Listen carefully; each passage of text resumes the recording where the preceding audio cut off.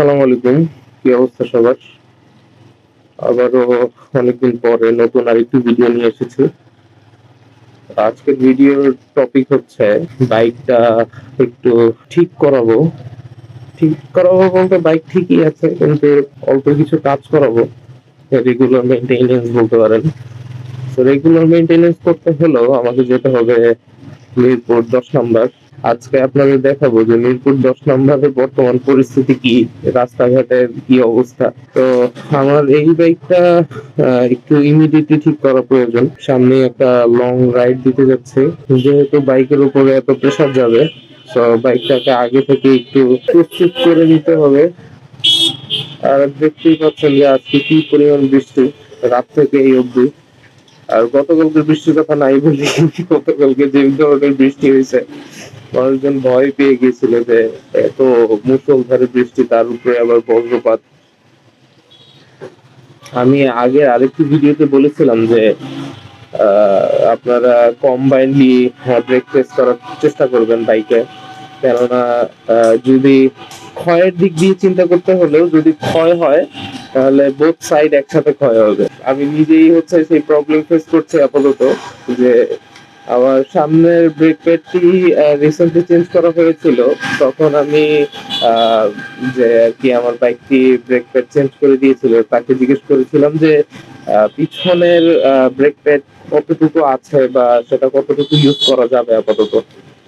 উনি বলেছিলেন যে আপাতত যতটুকু আছে তাতে মোটামুটি ১,৫০০-২,০০০ কিলোর ভেতর আর কি চালানো যাবে। তো আমিও স্টুডেন্ট মানুষ, নাচের বান্ধা, টাকা পয়সা খরচ করতে রাজি না। তো আমিও ১,৫০০-২,০০০ কিলোই চালাই। তো চালানোর পরবর্তীতে এই যে এখন যাচ্ছে হচ্ছে সেটা চেঞ্জ করতে। বৃষ্টির ওয়েদার সুন্দর, তবে রাস্তাঘাটের পরিস্থিতিও তখন খারাপ থাকে। খারাপ বলতে খারাপ বলতে যে ভাঙাচোরা তো আছেই মিরপুরে, কিন্তু তাছাড়া আরেকটা যে খারাপ দিক সেটা হচ্ছে স্লিপারি। রোডটা খুবই স্লিপারি, আপনারা দেখলেই বুঝতে পারবেন যে চকচক চকচক করছে। তো এই চকচক চকচক রাস্তা মানেই হচ্ছে স্লিপারি রোড। আপনি একটা সার্টেন স্পিড পর্যন্ত যদি মেনটেন করেন ভালো, আর তার উপরে যদি যান তখন হচ্ছে স্লিপ করে। যেমন এই যে সামনের যে ভাইটি, উনি যেভাবে চালাচ্ছে এইভাবে চালানো হচ্ছে আপনাদের স্লিপ করার পসিবিলিটি বাড়বে। উনি হচ্ছে হিরো, উনি চালাচ্ছেন হিরো বাইক, উনি নিজেও হিরো, ওনার পিছনে লেখাও হিরো। উনি আসলে একজন হিরো বাইক। ওরে বাপ রে বাপ, তাই যার বাইক তারে দিয়ে আসবেন ভাই, বাইক তার ১২টা বাজায় দিয়ে আসবে। এই যে ওর খাইছে, এই চাকার ক্ষয় যেন না হয় এই জন্য উনি না জানে ওই বান্দা কত সাবধানে বাইক চালায়, আর উনি একটা স্লাইড দিয়ে চাকার ১২টা বাজায় দিয়ে গেছে।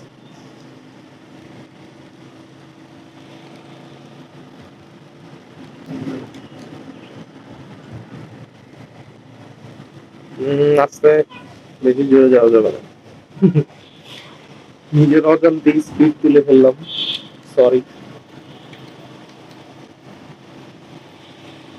আসলে আহ বাইকের চাকার ভিতরে যে হচ্ছে সেই বিট গুলো থাকে, ওই বিট গুলো দিয়ে যে কাটা কাটা আর কি থাকে, সেগুলো দিয়ে পানি হচ্ছে বের হওয়ার ব্যবস্থা থাকে।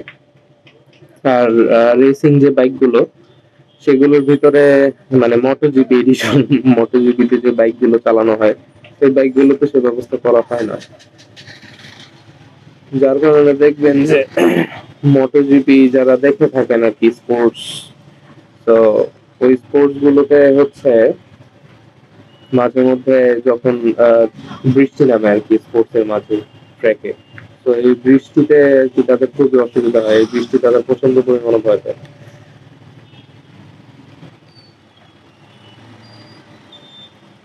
একটা অবস্থা দেখছেন কি পরিমাণ জ্যাম। ট্রাফিক পুলিশ আছে কিন্তু ওনারাও জানে না কি করবে, আসলে কিছু করার নেই। আরে বাবা রে বাবা, এই সব জ্যামের ভিতরে ঢুকলে আমি পুরো হাঁপায় যাই। কি একটা অবস্থা, পুরো দম বন্ধ করে স্নাইপিং করে না, শুটাররা, ওরকম নিজেকে অমন লাগে আর কি, যে স্নাইপার নিয়ে বসে আছি খুব দম টম বন্ধ করে আর কি, খুব মনোযোগ দিয়ে। ঘটনা হচ্ছে যে এই যে বামের যে অলিগলি গুলো, সেগুলো খুব বাজে অবস্থা, মানে কাটা আর কি, রাস্তাগুলো কাটা, যে মেরামত করবে এখন। সমস্যা হচ্ছে তার ভিতরে হয়েছে বৃষ্টি, এই বৃষ্টির ভিতরে আল্লাহ জানে কি কি অবস্থা। আম, যাই, দেখি, আপনারাও দেখতে পারবেন, আমিও দেখবো। এই দেখো আমার এখন এই জায়গা দিয়েই যাইতে হবে। এই যে গেলাম। বাইক যদি হাঁটা চলা করতে পারতো, হাত পা নাড়াইতে পারতো, আমার মারতো এখন ধরে, যে তুই আমার কই নিয়ে আসলি এটা। সরি ভাই, তোমাকে তোমাকে সুস্থ করার জন্যই আমার আসতে হয়েছে এই বৃষ্টির দিনে, এই বাজে রাস্তায়। কেননা তোমাকে নিয়ে আমি অনেক দূরের রাস্তা পাড়ি দিব। এই যে আমাদের কাঙ্ক্ষিত ডেস্টিনেশন এসে পড়েছি। এখন মজা হবে, দেখেন অবস্থা।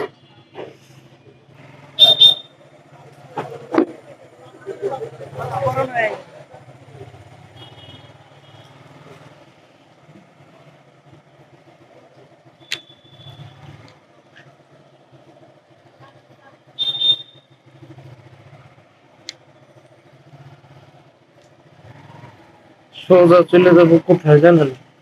আমি নিজেও জানি না, আমি যাই তারপরে বলতেছি।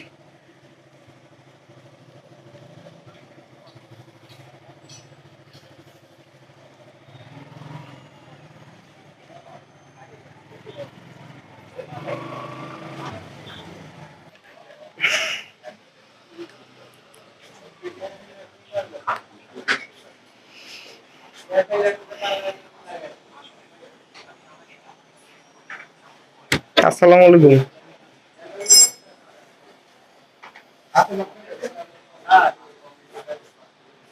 এই যে হুন্ডা সামনে আছে, নেন, ওই জায়গায় আছে। তো বাইকের কাজ করানো কমপ্লিট। কাজ বলতে আসলে যা কিছু বলেছিলাম, যেমন ব্রেক প্যাড চেঞ্জ করা, দেন আর কি কি জানি, মোবিল চেঞ্জ করা। তো ব্রেক প্যাড আমার আর চেঞ্জ করতে হয় নাই, ব্রেক প্যাড পিছনেরটা যথেষ্ট পরিমাণে আছে। হ্যাঁ, এই একটা প্রবলেম। এটা প্রবলেম আবার আমার জন্য এখন আপাতত সুবিধাই হলো, কিন্তু প্রবলেমই আমি বলবো, কেননা হচ্ছে আমার সামনের ব্রেকটা বেশি প্রেস করা হয়েছে, and পেছনের ব্রেকটা যথাযথভাবে ব্যবহার করতে পারিনি আমি।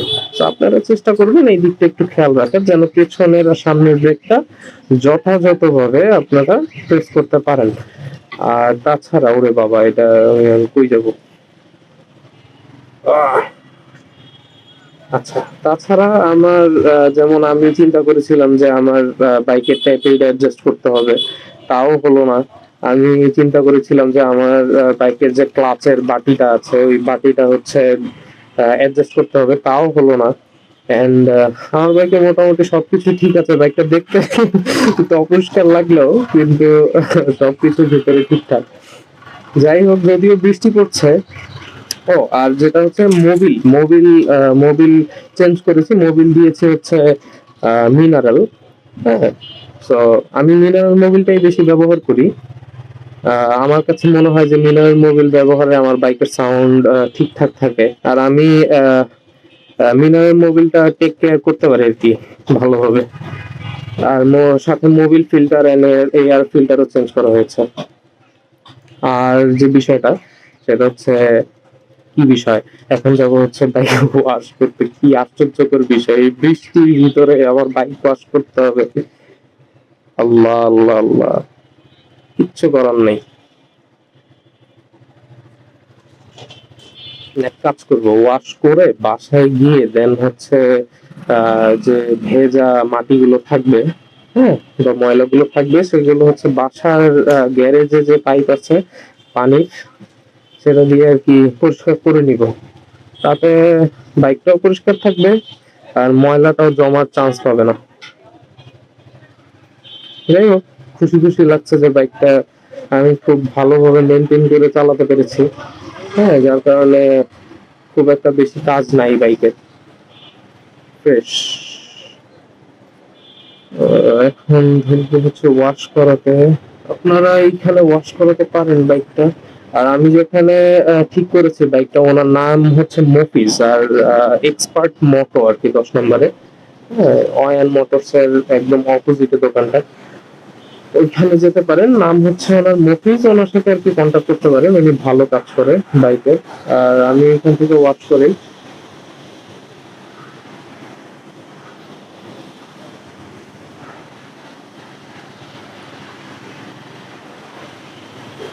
এই জায়গাটায় হচ্ছে বাইক আমি যখন নতুন নতুন কিনেছি তখন থেকে এইখানে আমি বাইক ওয়াশ করাই।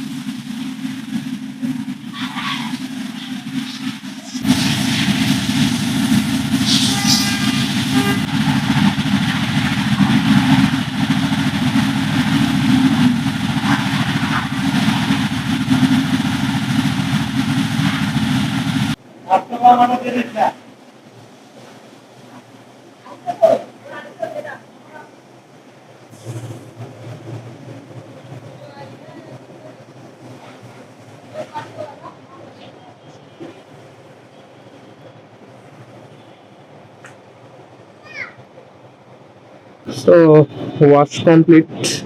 এখন কোথায় যাব? বাইকে তেল নাই, গরিব মানুষ। গরিব মানুষের বেশি তেল ভরতে হয় না, 200 টাকার তেল ভরবো। যাই, চলার মতো উপযোগী করি বাইকটাকে।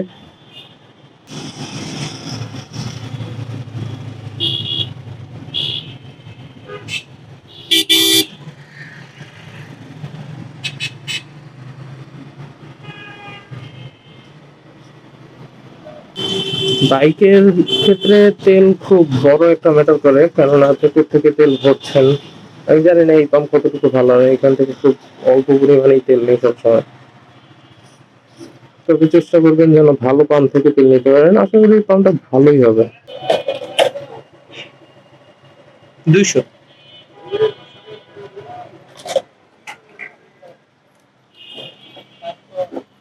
আমি 100 টাকা দিয়ে দিচ্ছি।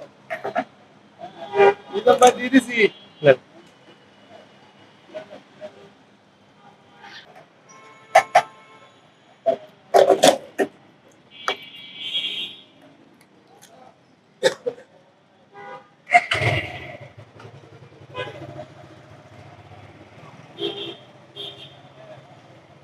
যাক, বাইকেও তেল নেওয়া কমপ্লিট। এখন কোথায় যাব? এখন বাসার উদ্দেশ্যে রওনা হবো।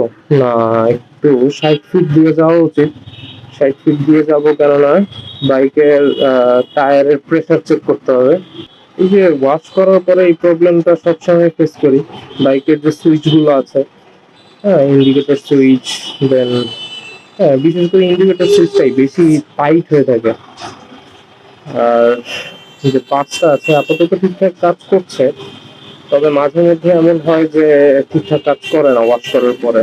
তো আমি চেষ্টা করি যখন ওয়াশ করি তখন যখন ওয়াশ শেষে একটু হাওয়া দেয়, তখন চেষ্টা করি যে সুইচে একটু ভালো মতো হাওয়া দিয়ে নেওয়ার।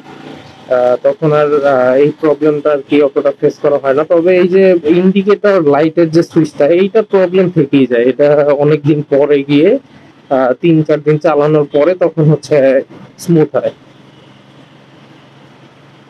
আসলে বাইকের বয়স হয়েছে, এই কারণে হইতে পারে। ও ও ও, আমি একটা ভুল করেছি, ভুল, বিশাল বড় ভুল। সেটা হচ্ছে এই যে মিটার মিটারটা জিরো করা হয় নাই। হ্যাঁ, ট্রিপ বি, ট্রিপ এ, সরি, ট্রিপ এ জিরো করতে হবে আমার। যাই হোক, এখন রাস্তার মাঝে দাঁড়াতে হবে। দাঁড়িয়ে হচ্ছে ট্রিপটা জিরো করে নিই। মোবিল ভরা হয়েছে বাইকে। পরবর্তীতে আমার বুঝতে অসুবিধা হবে না হয়।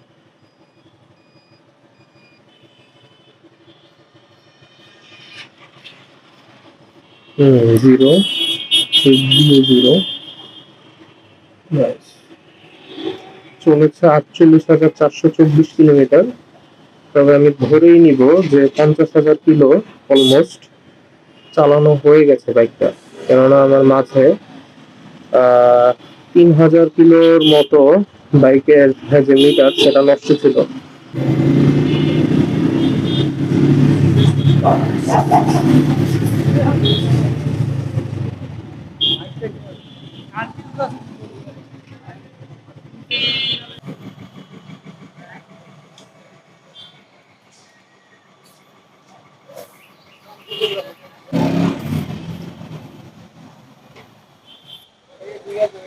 কত কত 40?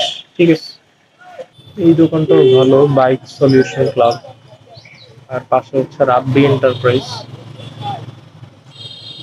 আমি টায়ার চেঞ্জ করেছি রাব্বি এন্টারপ্রাইজ থেকে। সিএসটি মিগ্রা টায়ারটা ভালোই সাপোর্ট দিচ্ছে।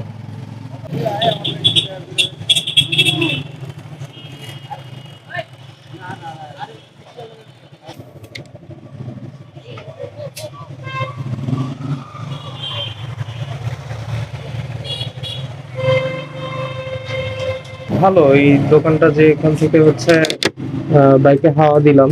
পাশের দোকানটাও ভালো, ওনার দোকানটাও ভালো। দুইটা দোকানই তারা ভালো কাজ করে। আমি এর আগে তাদের থেকে কাজ করিয়েছি। এখন কি করব, এখন হচ্ছে যাব বড় রাস্তায়। তো বড় রাস্তায় গিয়ে দেন একটা টেস্ট ড্রাইভ দিতে হবে। একটু জোরে জোরে, না জোরে জোরে চালাবো না, সরি, আমি জোরে চালানোর বান্দা না। হালকা পাতলা আর কি, বাইকের সাউন্ড টাউন্ড ঠিক আছে কিনা এগুলো চেক করতে হবে। রিক্সারের এই জিনিসটা খুব ভালো লাগে, পাঁচটা এখানে যে, যার কারণে হচ্ছে হর্ন আর পাস একসাথে দিলে আর কি বেশি রেসপন্স পাই। কিন্তু আমার এই জিনিসটা খুবই বাজে লাগে আমার কাছে লাগে, অন্যের কাছে নাও লাগতে পারে। সেটা হচ্ছে এই যে পাঁচটা হচ্ছে এইখানে, এইখানে যেখান থেকে হচ্ছে আপার এন্ড ডিপার। আপার ডিপার বলতে হচ্ছে হাই বিম এন্ড লো বিমটা আর কি, যেখান থেকে দেয়া হয়।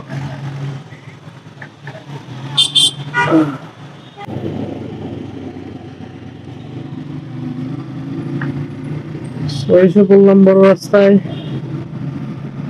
এখন আপনারাই চেক করেন বাইকের শব্দ শুনে, আমিও চেক করি। ভালো।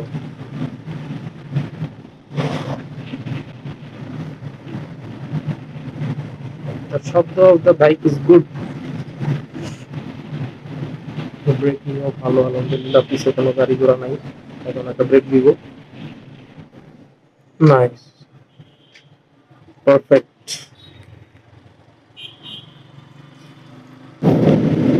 তখন আমি বাসার উদ্দেশ্যে রওনা হব and signing off from this video. আসসালামু আলাইকুম সবাইকে, আবার দেখা হবে পরবর্তী ভিডিওতে। and আশা করছি যে পরবর্তী ভিডিওটা আরো ইন্টারেস্টিং হবে। আল্লাহ হাফেজ।